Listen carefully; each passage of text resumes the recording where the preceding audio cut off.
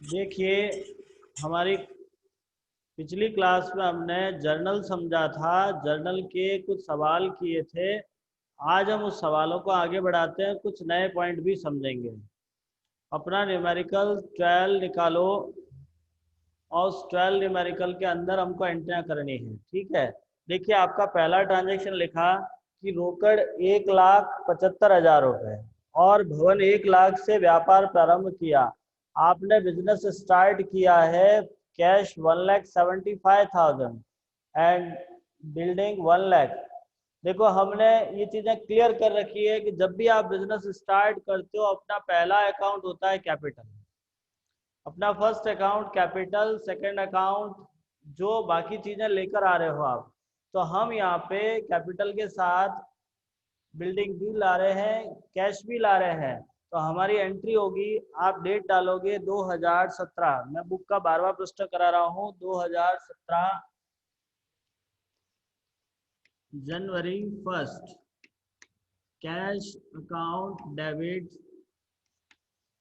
Building account debit to capital.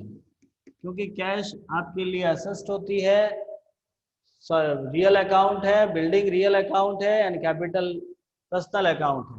तो cash आ रही है, बिल्डिंग भी आ रहा है और कैपिटल मीन्स देने वाला है। तो आपकी एंट्री हुई cash account debit, building account debit to capital. अब इसका अमाउंट फिलअप करोगे तो आपके पास कैश का पैसा है 1,75,000, बिल्डिंग है 1 लाख, टोटल हो गया 2,75,000।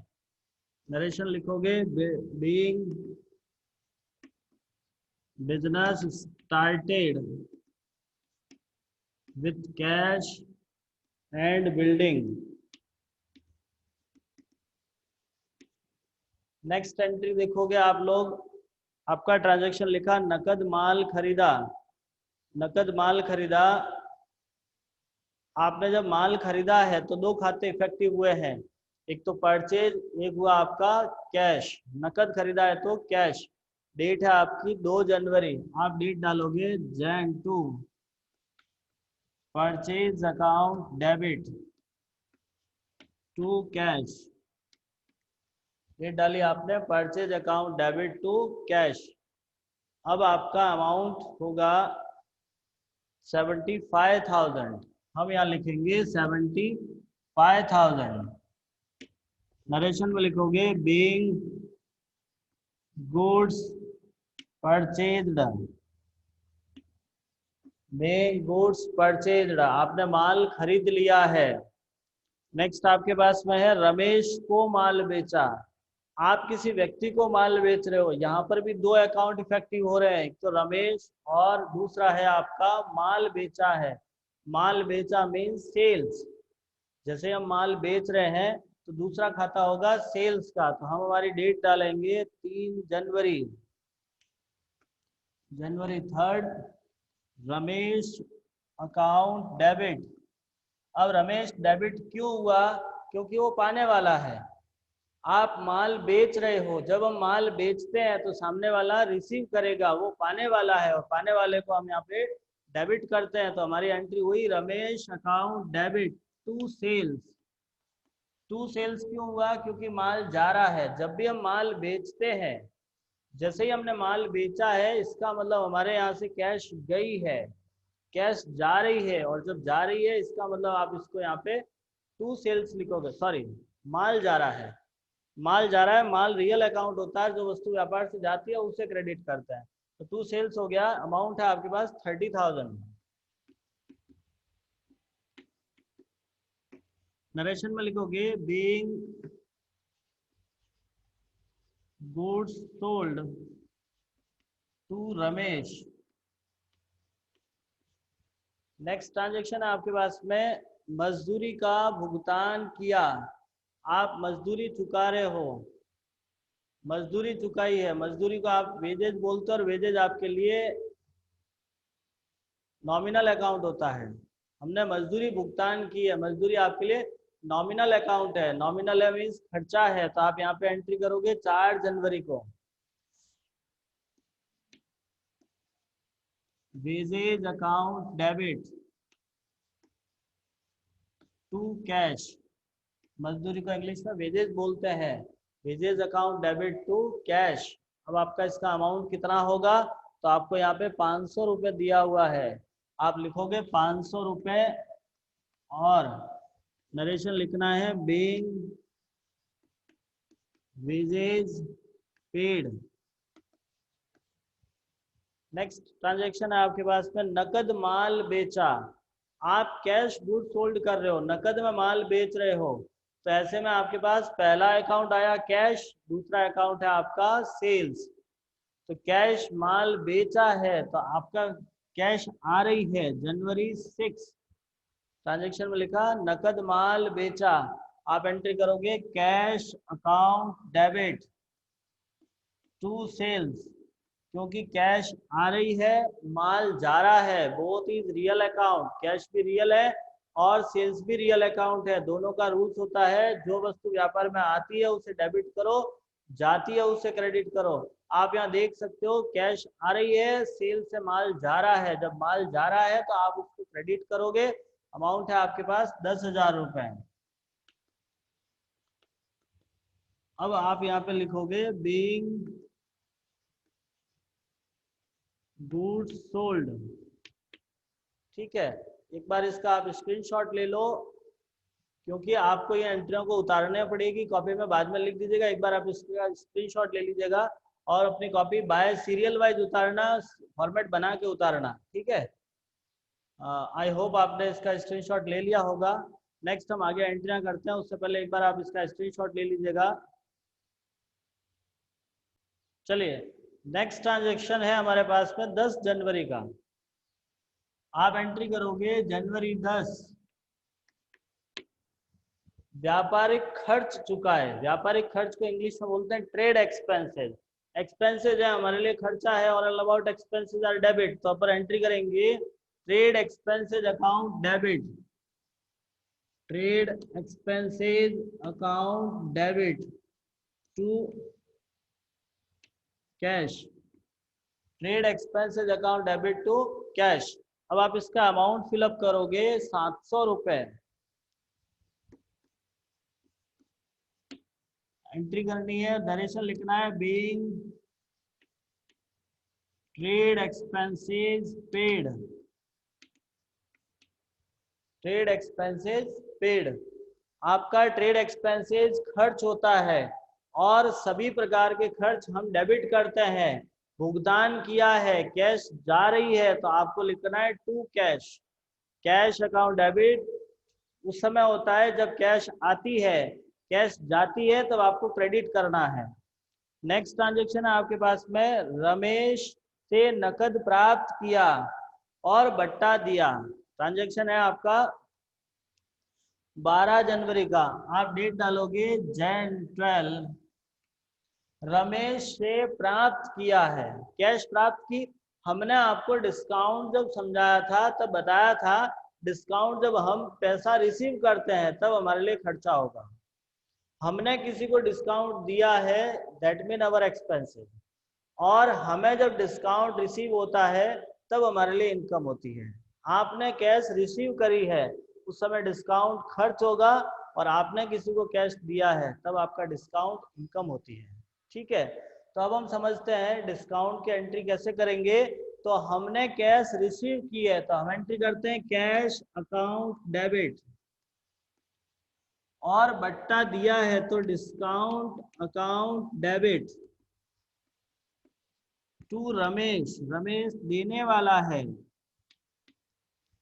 कैश आ रही है, डिस्काउंट खर्च है और रमेश देने वाला है। डिस्काउंट को हम यहाँ पे एक प्रकार से लॉस मानते हैं।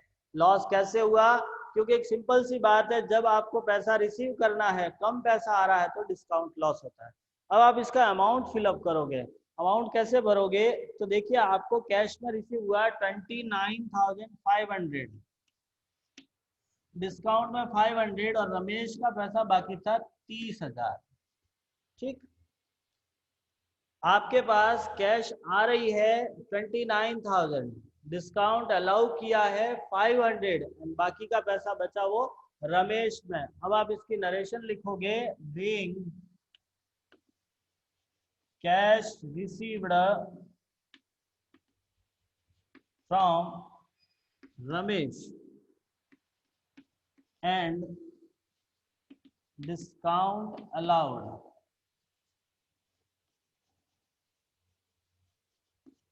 ये इसका नरेशन हो गया। नेक्स्ट ट्रांजेक्शन है आपके पास में, सुधीर से माल खरीदा। आप माल खरीद रहे हो, माल आ रहा है।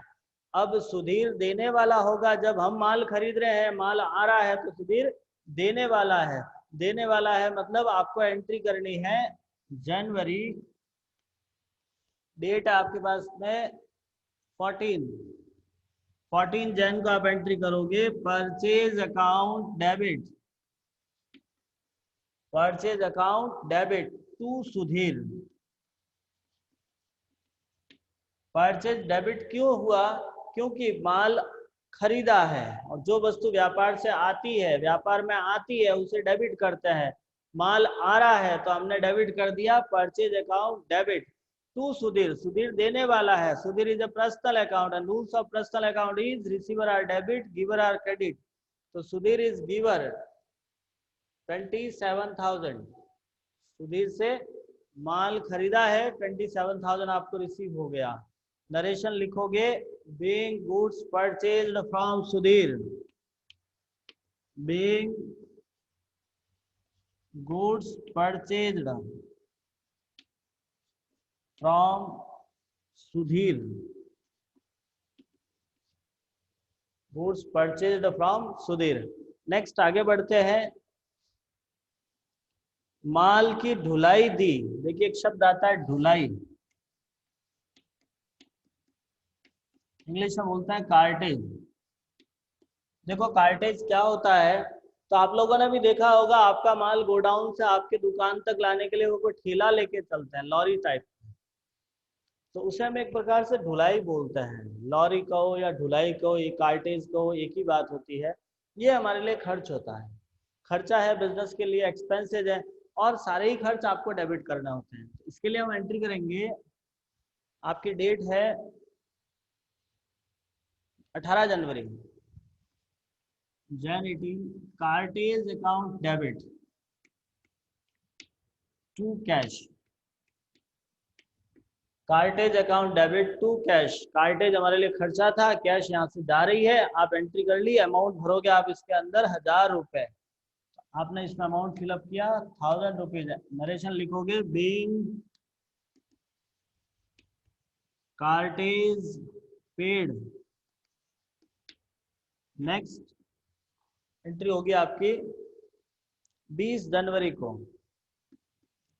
ट्रांजैक्शन है आपका व्यक्तिगत प्रयोग के लिए रोकड़ निकाली। देखो एक बात ध्यान रखना, व्यक्तिगत प्रयोग, व्यक्तिगत प्रयोग का मतलब होता है व्यापारी खुद के लिए, खुद के पर्सनल यूज के लिए जब कोई पैसा या माल निकालता है तो उसे बोलते हैं आहरण।